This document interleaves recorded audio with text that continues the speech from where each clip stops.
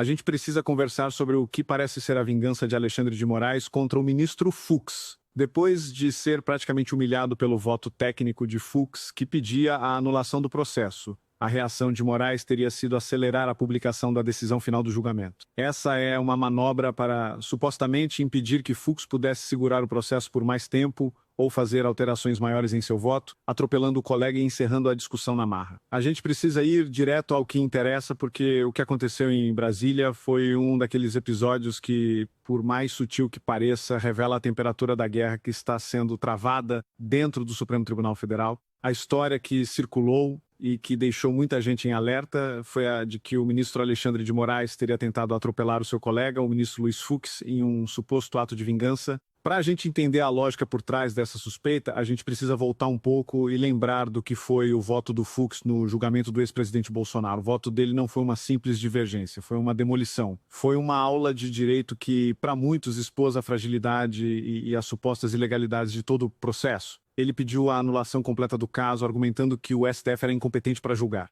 E ainda por cima deu uma lição sobre como um juiz deve se portar, citando pensadores e mandando recados claros para os colegas sobre não deixar as paixões guiarem as decisões. Aquele voto foi uma humilhação intelectual para o relator, o ministro Moraes. E como o poder reage quando é humilhado? Muitas vezes ele reage com mais força, com mais autoritarismo, com um ato de vingança. E foi exatamente essa a leitura que muita gente fez do que aconteceu em seguida. Começou a circular a notícia de que o ministro Fux teria pedido o seu voto de volta para fazer correções gramaticais. Agora, isso é algo que pode acontecer. Um ministro pode, sim, revisar o seu texto. Mas o que isso gerou foi uma onda de especulação. A primeira teoria era de que o Fux, vendo que seria derrotado, estaria usando essa desculpa para sentar em cima do processo. Ele poderia segurar o seu voto por semanas, por meses, e enquanto o voto dele não fosse devolvido, a decisão final, o tal do acordo, não poderia ser publicada. E sem a publicação do acordo, a condenação não se torna definitiva, os prazos para recurso não começam a contar e tudo fica em um limbo. Seria uma forma de protelar, de ganhar tempo. A segunda teoria era ainda mais ousada, a de que ele poderia usar as correções como pretexto para, na verdade, alterar a estrutura do seu voto, tornando-o ainda mais duro, ainda mais contundente, talvez incluindo novos argumentos que pudessem criar ainda mais problemas para a acusação. E qual teria sido a reação do ministro Moraes a essa possibilidade? A vingança, a de atropelar o colega. A notícia que se espalhou como fogo foi a de que o Moraes, como relator, teria simplesmente ignorado o pedido do Fux e mandado publicar o acordo de qualquer jeito, encerrando a discussão na marra e dizendo, na prática, o seu tempo acabou, agora quem manda sou eu. Mas a gente precisa ser justo com os fatos. O que parece ter acontecido, segundo a apuração mais recente, foi um pouco diferente, mas não menos revelador. O que se diz é que o Fux, de fato, pediu o voto para correção, mas que ele fez isso de forma muito rápida e devolveu o texto em pouquíssimo tempo. E só então, com o voto dele já de volta, é que o acordo foi publicado. Então, tecnicamente, não houve um atropelo no sentido de que o Moraes publicou a decisão sem o voto do Fux. Mas será que isso significa que não houve pressão? Será que não houve uma briga de bastidores? É aqui que a gente precisa ler nas entrelinhas. A rapidez com que tudo aconteceu, a pressa em publicar o acordo, para mim,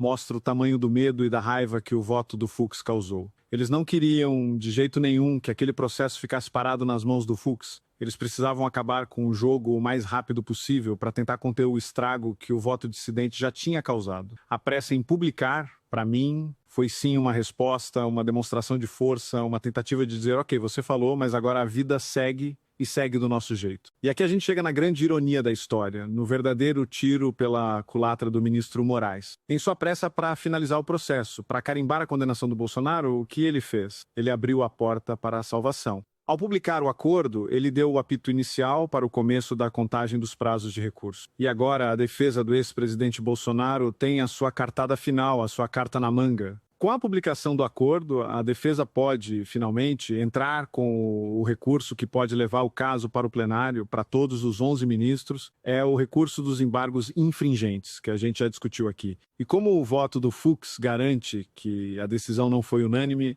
esse recurso é um direito da defesa. O Moraes pode até tentar, em mais um ato de autoritarismo, negar o recurso, dizer que não cabe, mas se ele fizer isso, a ilegalidade será tão gritante que a decisão dele provavelmente seria derrubada. Então, o que a gente tem agora é um novo jogo começando, um jogo que vai ser jogado no plenário com todos os 11 ministros, um jogo que vai se arrastar por 2025, talvez 2026, e que pode ter um resultado completamente diferente. A tentativa de vingança, a pressa em atropelar o Fux, acabou sendo a atitude que abriu a porta para que o voto do Fux, que era minoritário, possa, no final, se tornar vitorioso. O que essa história nos ensina é que o poder autoritário, muitas vezes, é burro. Ele age com o fígado e não com o cérebro. A raiva, a sede de vingança cega o estrategista. E o ministro Moraes, ao que parece, ficou tão irritado com a humilhação que o Fux lhe impôs, que ele cometeu um erro primário,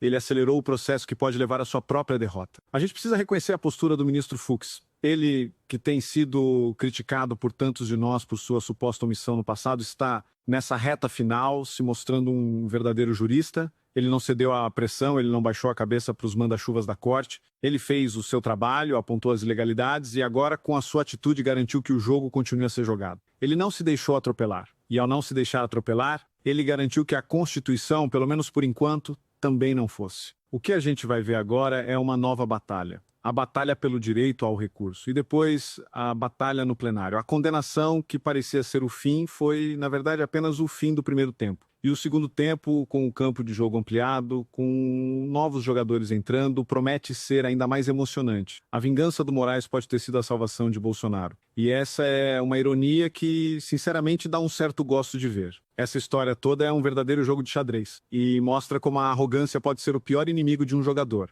E agora eu quero saber a sua opinião. Você também acha que a pressa do ministro Moraes em publicar a decisão foi um tiro no pé? Você acredita que o recurso da defesa vai mesmo levar o caso para o plenário? Deixe seu comentário aqui embaixo, vamos conversar sobre essa reviravolta. Se essa análise te ajudou a entender a estratégia por trás dos bastidores, deixa o seu like e compartilha este vídeo. O Brasil inteiro precisa saber que o jogo ainda não acabou. E se você ainda não faz parte do Orgulho Soberano, agora é a hora. Se inscreva no canal e ative o sininho, porque a gente não vai perder nenhum lance dessa partida. Um grande abraço.